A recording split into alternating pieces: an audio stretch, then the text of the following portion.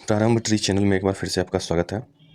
और आज हम लोग देख रहे हैं आज का करंट अफेयर्स। ठीक है, आज डेट है 19/3/2026। तो सबसे पहले एक सेकेंड, सबसे पहले आज का सुविचार है, परीक्षा उन्हीं की होती है, परीक्षा उन्हीं की होती है जो उसके लायक होते हैं। और ये बात क्या है, बिल्कुल सही है।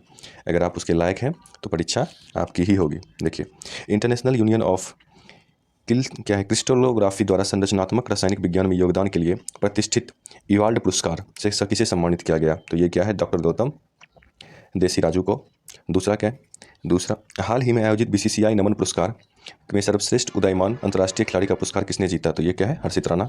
ठीक है, तीसरा है, इंदौर में आयोजित 87वें senior national table tennis champion में पुरुष वर्ग का खिताब किस टीम ने जीता? तो ये कौन जीता है, पीएसबीपी, जिसका पूरा नाम क्या है, पेट्रोलियम स्पोर्ट्स प्रमोशन बोर्ड। ठीक, अब है चौथा, 87वां senior national table tennis championship में महिला वर्ग का खिताब किसने जीता? तो ये जीता है किसने, आरबीआई ने। अब है, हाल ही में जारी पुस्तक शतायु संघ और महिला सहभागिता के लेखक कौन है? तो ये कौन है, डॉक्टर शोभा विजेंद्र। आगे देखते हैं, हाल ही में पाकिस्तान द्वारा अफगानिस्तान के खिलाफ शुरू किए गए सैन्य अभियान का क्या नाम था? ये नाम था क्या, ऑपरेशन गजवलिल हक। ठीक है, डाक विभाग द्वारा हाल ही में कौन सी प्रीमियम समयबद्ध डिलीवरी सेवाएं शुरू की है? तो वो कौन सा है, 24 स्पीड पोस्ट। ठीक, आगे है, सुप्रीम कोर्ट ने हाल ही में उस कानून प्रावधान को रद्द कर दिया जो 12 सप्ताह के मातृत्व अवकाश को अधिकतम कितनी उम्र के बच्चे की गोद लाने वाली माताओं तक सीमित था? वो क्या था, 3 महीने से कम। तो 3 महीना से कम वाला को क्या किया, वो प्रावधान को रद्द कर दिया। ठीक, ओके। हाल ही में राष्ट्रीय पिछड़ा आयोग एनसीबीसी के नए अध्यक्ष के रूप में किसे चुना गया? तो किसे चुना गया, साध्वी निरंजन ज्योति को। ठीक है, आगे देखते हैं, आदिवासी समुदाय की सांस्कृतिक विरासत और उद्यमिता को प्रदर्शित करने के लिए भारत जनजाति महोत्सव 2026 का आयोजन कहाँ किया गया? ये किया गया कहाँ, नई दिल्ली में।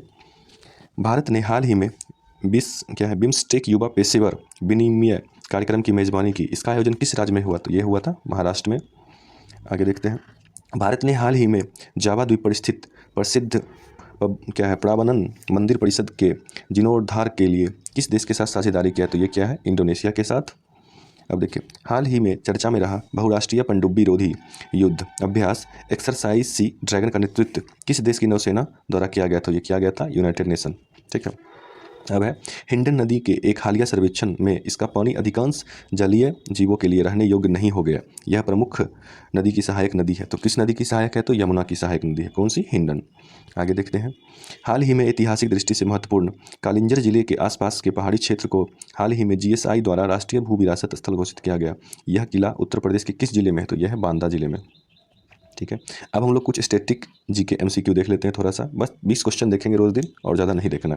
देख, भारतीय संविधान के किस अनुच्छेद के तहत राष्ट्रीय पिछड़ा आयोग एनसीबीसी की स्थापना की गई थी? तो ये किसके अनुच्छेद है? ये अनुच्छेद है आर्टिकल 338B। ठीक है, भारतीय जनजाति सहकारिय विपणन विकास संघ TRIFED की स्थापना किस वर्ष हुई थी? तो वो हुई थी 1987 में। राष्ट्रीय महासागर प्रौद्योगिकी संस्था NIOT का मुख्यालय कहाँ स्थित है? तो वो कहाँ है, चेन्नई में। ठीक है, कौन सी पर्वत श्रृंखला नर्मदा और ताप्ती नदी के बीच जल को विभाजित करती है? तो वो कौन है, सतपुड़ा पर्वत श्रृंखला। ठीक है, अब है, 73वें संविधान संशोधन के माध्यम से पंचायती राज व्यवस्था को किस वर्ष संवैधानिक दर्जा दिया गया? तो वो कौन है, 1900, तो वो कौन था, 1992। ठीक है, आज के लिए बस इतना ही रहने देते हैं, थोड़ा थोड़ा ही याद करेंगे। तो आज का वीडियो देखने के लिए आप सभी का धन्यवाद।